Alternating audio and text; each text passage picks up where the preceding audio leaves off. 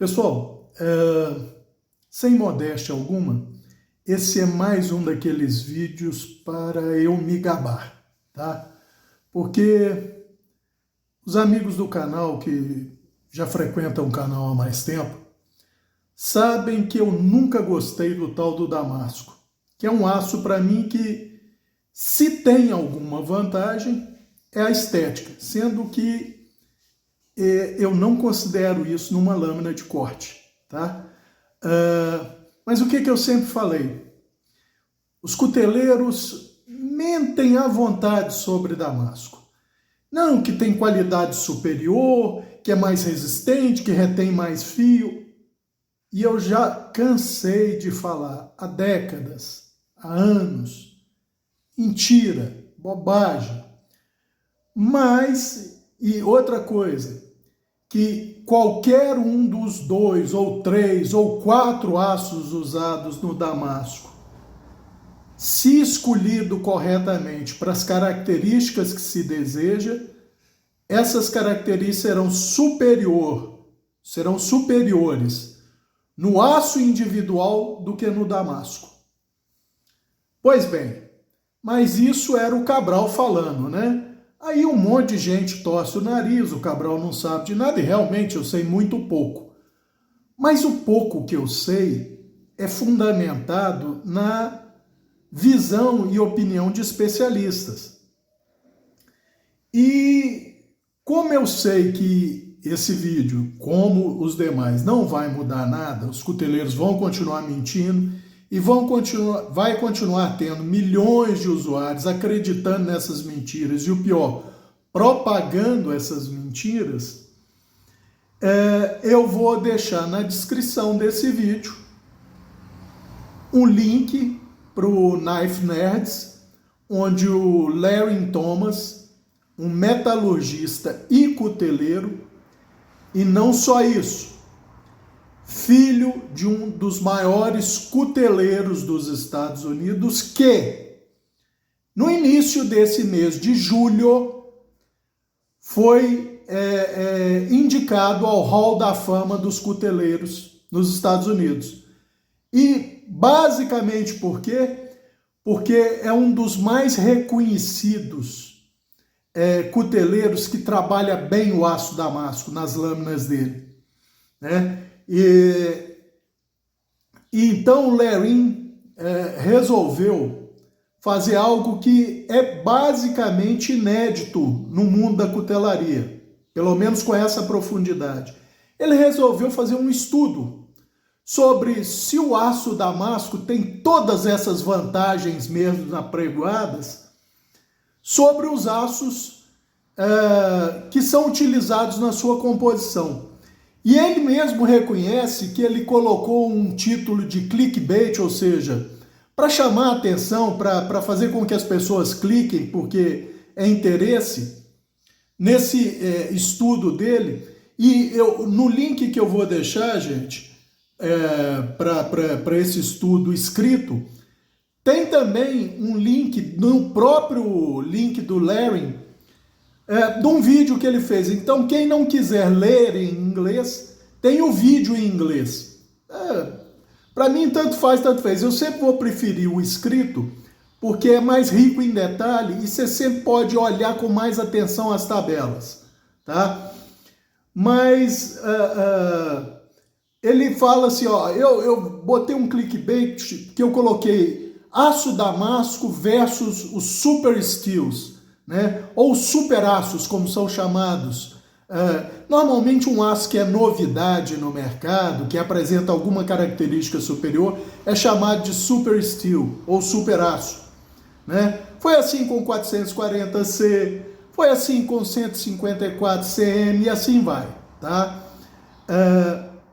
Mas aí o que ele faz? Ele faz um estudo mais detalhado com energia de ruptura, ou seja, a robustez do aço e retenção de fio. Eu quero chamar a atenção dos amigos para alguns detalhes, para que leiam ou ouçam com mais detalhes o vídeo, que é o seguinte: ao final do estudo, ele tem as conclusões. Olha, gente, O Lerin é filho do Devin Thomas, que é esse cuteleiro que eu falei que foi indicado esse mês agora ao Hall da Fama da cutelaria americana. O pai dele é reconhecidamente especializado em aço damasco, né? Então, nas conclusões finais, ele não fala claramente que um dos aços individualmente escolhidos vai ter características superiores ao damasco para aquelas características que ele se destaca. Ou seja, se é um aço cuja característica principal é robustez, a robustez dele é bem superior ao damasco, feito com esse aço. Se é retenção de fio, a retenção de fio dele é superior ao damasco feito com esse aço, misturado com outro aço. Então, gente, ele não ia botar isso assim claramente, mas nem precisa. Sabe por quê? Porque durante todo o vídeo ele é muito honesto.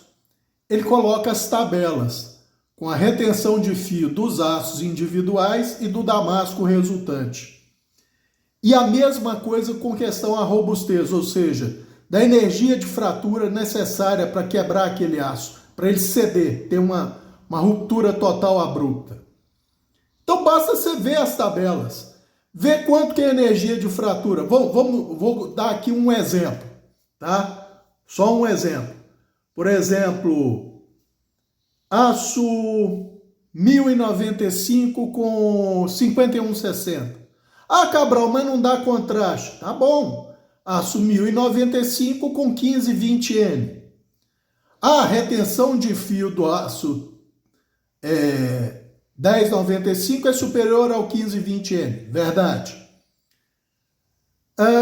Porém, a robustez do 1520N é muito superior a 1095. O que acontece com o damasco feito desses dois aços? Tem um misto, meio a meio das características desses aços? Não. A retenção de fio do damasco resultante desses dois aços é inferior à retenção de fio do 1095, em mesma dureza, ambos. E a robustez desse aço damasco é absurdamente inferior à robustez do 1520N, tá? Em mesma dureza. Então, gente, os amigos vão ter em mãos um estudo de um metalurgista, acho que PhD, inclusive, ou seja, especialista na área de metalurgia, que entende de metalurgia e os porquês dos processos que são utilizados na fabricação de uma lâmina e a física envolvida na lâmina em si. Além disso, ele desde criança conviveu com cutelaria, porque o pai dele é cuteleiro. E o pai dele agora foi indicado ao Hall da Fama da cutelaria. Então, vocês podem questionar o Cabral. O Cabral não sabe nada, mas esse cara sabe. O pai dele sabe. E aí fica difícil, né? Fala, não é bem assim. É bem assim sim mesmo, tá? Aço damasco, gente, se tem uma vantagem, é a estética. Só que eu lembro os amigos, estética não corta. Como já dizia Landes, a geometria corta. O aço apenas vai determinar por quanto tempo, o aço e a dureza. Tá? Então, vai ficar na descrição abaixo desse vídeo o link para esse estudo do Lerin. E eu quero chamar a atenção para mais um detalhe, gente. É episódico, tá? Não pode ser considerado, mas considerado como regra, tá? Mas vejam bem, eu acabei de falar para os amigos que o Devin Thomas, o pai do Lerin Thomas, é um dos papas da cutelaria nos Estados Unidos. Foi indicado ao Hall da Fama, justamente pelo quê? Além da qualidade geral do serviço dele, mas por trabalho há décadas com aço damasco e a qualidade desse damasco. O Lerin é tão honesto, gente, que no estudo dele, um dos damascos feito pelo Devin Thomas, um dos billets, né, para fazer a lâmina de teste, ou dos billets usados para teste. No teste, por exemplo, de robustez, ele fala e mostra que esse damasco teve o quê? Delaminação, ou seja, as camadas não se aderiram perfeitamente. Então, além dos problemas naturais envolvidos com um aço de pouca robustez, por exemplo, 1095, se for o caso, você ainda tem o problema da delaminação, ou seja, é aquilo que o Cabral falou. O damasco não tem vantagem nenhuma e, pelo contrário, o cuteleiro te cobra pelo trabalho. Sendo que, quando a gente entende trabalho como uma série de etapas a mais que esse aço precisa sofrer para dar uma lâmina final, a possibilidade de ocorrerem erros nessas etapas a mais aumenta e muito. Se você só tem que desbastar um aço, ou seja, fazer uma lâmina por desbaste, ou forjar um aço simples, você tem uma série de etapas. Para fazer um damasco, você tem muito mais etapas, porque você tem que fazer o billet dos dois aços, né, o sanduíche dos dois aços, caldear aquilo, ou seja, unir aqueles dois aços. Isso é um processo longo que demanda muito trabalho. Então a chance de ocorrer erro aí é muito grande, ou seja, a chance da lâmina final ter um defeito aumenta e muito. Aí você pode falar, Cabral, mas isso foi um azar. Foi, mas vejam bem, esse problema ocorreu com um dos maiores cuteleiros americanos, um dos maiores especialistas em aço damasco americanos e que faz isso há décadas. Você acha que ele ia ter falta de cuidado para fazer um billet para o estudo do filho dele? Lógico que não. Você acha que ele ia pular etapas? Lógico que não. Inclusive, vocês vão ver no estudo que eles fazem um damasco com 3.000 e tantas camadas. O aço praticamente se torna homogêneo. Porém, mesmo eu falando isso, não significa que as características ou de retenção de fio ou de robustez ficaram unidas e meio a meio. Não. A retenção de fio foi um pouco inferior ao do aço com maior retenção de fio e a robustez foi muito inferior ao aço com maior robustez. Porque mesmo nesse caldeamento que tornou o aço quase homogêneo de tantas camadas de dobra, prevalece a característica do aço individual com menor robustez, ou seja, ele é o elo fraco. Então, quando se diz que o elo fraco de uma corrente é o ponto mais fraco dessa corrente, é o caso do damasco. O aço com menor robustez sempre vai ser o responsável pelo menor índice de fratura, menor índice de energia necessário para fraturar aquele damasco. Então, agora imaginem os amigos. Não estou desmerecendo o trabalho dos cuteleiros, tá? Mas vocês imaginem, o cara indicado ao Hall da Fama, reconhecido há décadas pelos damascos que ele produz, pela qualidade das lâminas que ele produz.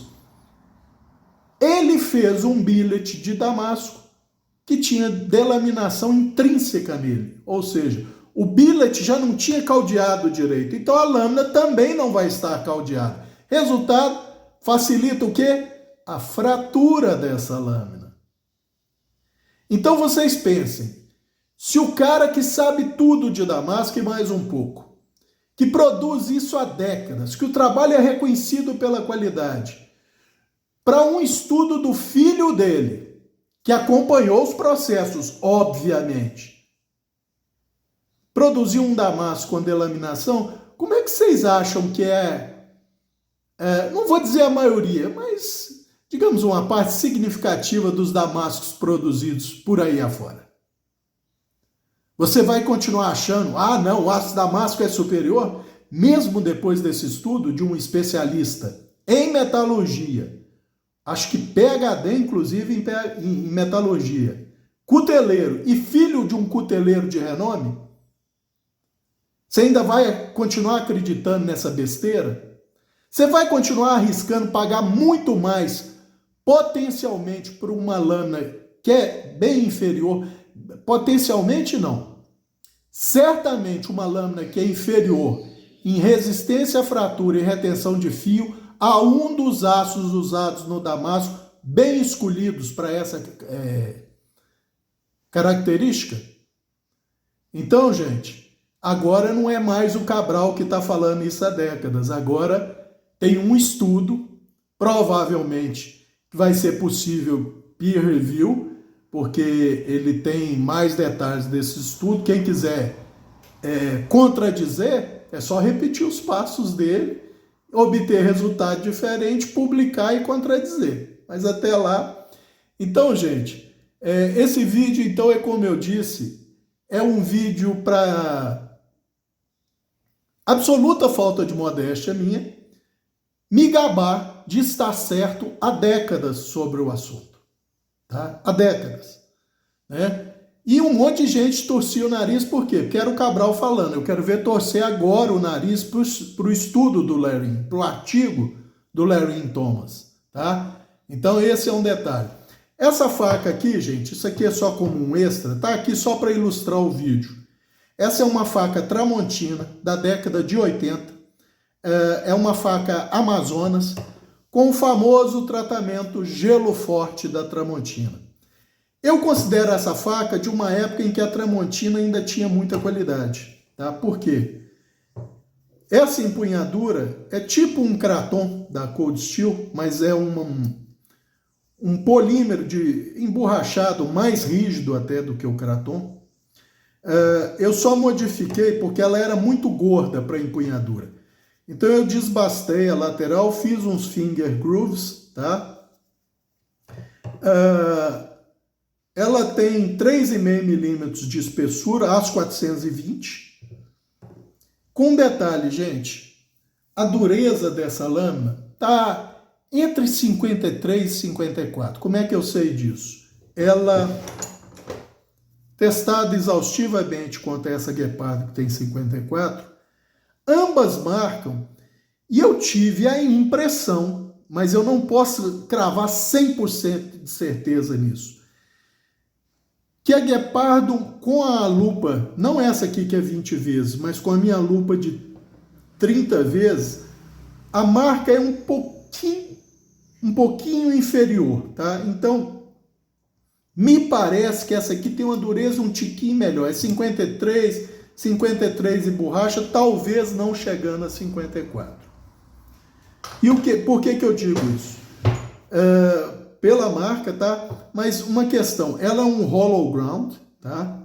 Meio peituda, então quando eu fiz um desbaste para o fio, eu encostei aqui o ombro do desbaste, do hollow dela, tá? O ombro do desbaste do hollow e o fio na pedra. E aí eu ganhei a habilidade de corte, porque o paquímetro agora entra 5 milímetros nessa lâmina. E com detalhe, gente, o tratamento térmico dela é muito bom. Por que eu digo que é muito bom? Porque ela pega um fio agudo e muito suave. E com detalhe, gente, dificilmente ela dá um dente. Ela pode, se pegar alguma coisa muito dura e muito fina, ela pode amassar o fio, tá? Mas dente, ela dificilmente... Eu nunca vi dente nessa faca. Olha a suavidade com que ela corta.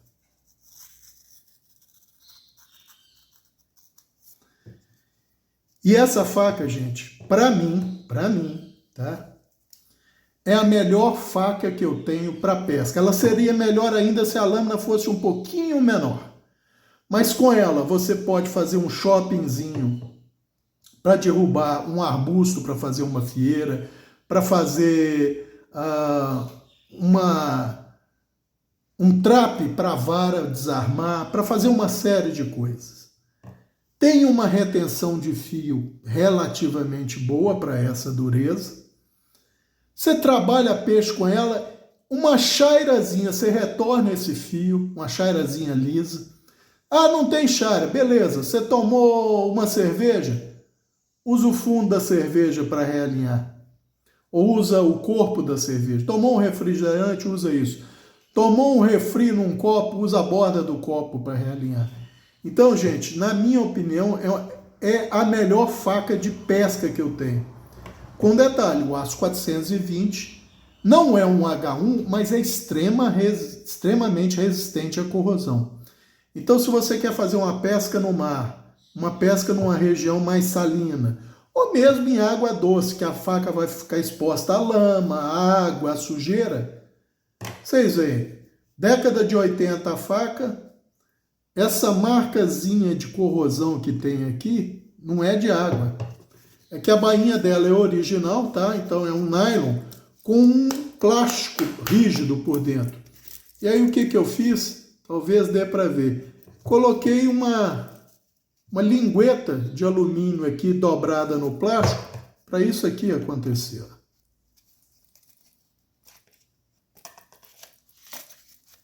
A lingueta trava a faca, tá? Então e ela ainda tem esse botão de pressão aqui para prender. Então, gente, isso aqui é mais uma curiosidade, porque é uma faca difícil de se encontrar, mesmo no mercado usado. Eu mesmo fiz uma pesquisa rápida no YouTube e encontrei uns poucos exemplares dela, todos vendidos em leilão e todos esgotados, tá? Ela está praticamente original, com exceção da modificação no cabo. E o contrafio dela aqui, gente, ó, ele não tem fio realmente, ele não corta, porque não tem um gume. Porém, ela está afiada, só não tem o fio agudo, ou seja, tecnicamente ela está cega, mas ela é mantida assim, sempre foi assim. Deixa eu ver se eu consigo mostrar. Se você, deixa eu dar uma olhada aqui com mais atenção.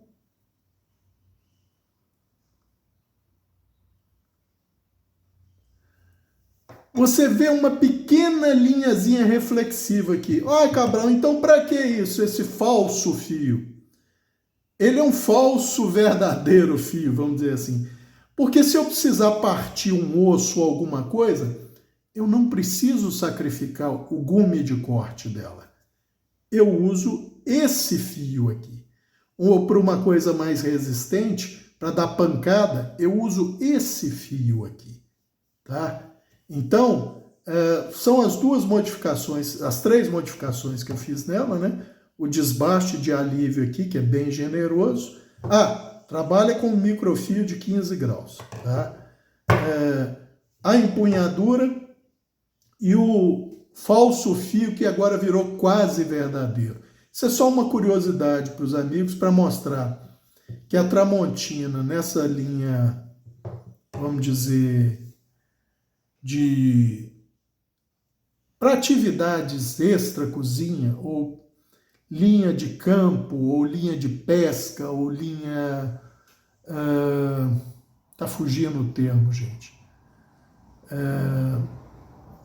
Bom, os amigos entenderam. Facas para uso a campo, para uso em pesca, para uso em caça, ela tinha qualidade, tá? E o tratamento Geloforte é o que eu acredito que deu esse plus a mais na dureza desse 420, tá? Então, ela mantém intacta a resistência do aço 420, que, como os amigos viram já pelos próprios dados do Larry Thomas, que eu já mostrei, é um dos aços mais resistentes à fratura, mais até do que o 5160, tá? Principalmente quando a gente considera a dureza. Em mesma dureza, ela talvez fique a mesma coisa do 5160. O 5160 acima de 53, 54, 55 de dureza tem uma resistência à fratura menor do que ela, tá? Do que o 420. Então, é um aço muito desprezado, mas quando bem trabalhado, quando feito um bom tratamento térmico e dado uma dureza boa, que é mais ou menos próximo do máximo da dureza de trabalho dela, que é 55, né? Dá uma boa lâmina para você usar, tá? Ou seja, tem uma espessura de 3,5, ou seja, se você precisar fazer alavanca com ela, você pode, tá? Lógico, gente, dentro de limites. Se você forçar demais, óbvio que ela quebra, tá? Óbvio que ela quebra. Mas ela te permite fazer abusos que outras lâminas não permitiriam, tá? Então, ela está aqui mais só como um plus para esse vídeo, um plus, né? Para não falar que eu fiz um vídeo só para me gabar, então estou dando para os amigos os detalhes dessa faca que infelizmente a Tramontina deixou de produzir há décadas e a qualidade também parece que desceu ladeira abaixo, né? Porque dificilmente você vai ver lâmina da Tramontina com uma qualidade igual a dessa, tá? Então, eu acho que era isso por esse vídeo. Hoje, que é domingo, o YouTube parece que está caído, então não sei se eu vou conseguir fazer o upload desse vídeo hoje, domingo, dia 23, né? Mas assim que o YouTube voltar, vai estar o upload desse vídeo e eu espero que os amigos aproveitem bem o artigo do Larry Thomas e comecem a desmascarar usuários e cuteleiros que falam maravilhas das superioridades do aço damasco, que na verdade não tem nenhuma, com exceção para quem considera isso uma característica importante. Numa lâmina de corte, eu não considero, que é estética, tá ok? E outra coisa, quando lerem o artigo ou ouvirem o vídeo, prestem atenção, porque ele vai citar um caso lá, de um damasco feito com 1095 com níquel, tá? Não é aço com níquel, em que a retenção de fio ficou superior. Eu quero que os amigos prestem atenção numa coisa. Quando ele cita que o damasco pode ter uma melhoria na retenção de fio, de acordo com a orientação do padrão do damasco, eu quero que fique claro para os amigos. Esse aumento ou diminuição da retenção de fio, depende da orientação da escada do damasco ou o leather, né? Ou outras orientações, é relativo ao próprio damasco e não ao aço com maior retenção de fio usado na composição do damasco. Tá? Senão a pessoa vai ler de qualquer jeito e vai achar, então quer dizer que se a lâmina for cortada nessa orientação longitudinal ou transversal, o fio vai ter maior ou menor retenção do que o aço com maior retenção de fio usado nesse damasco. Não! O fio vai ter maior ou menor retenção de fio em relação ao próprio damasco. Tá?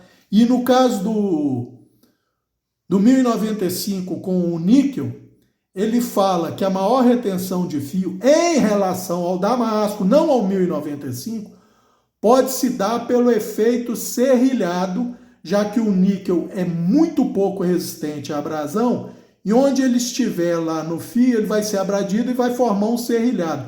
E o fio serrilhado vai ter uma maior retenção de fio pro damasco. Tá?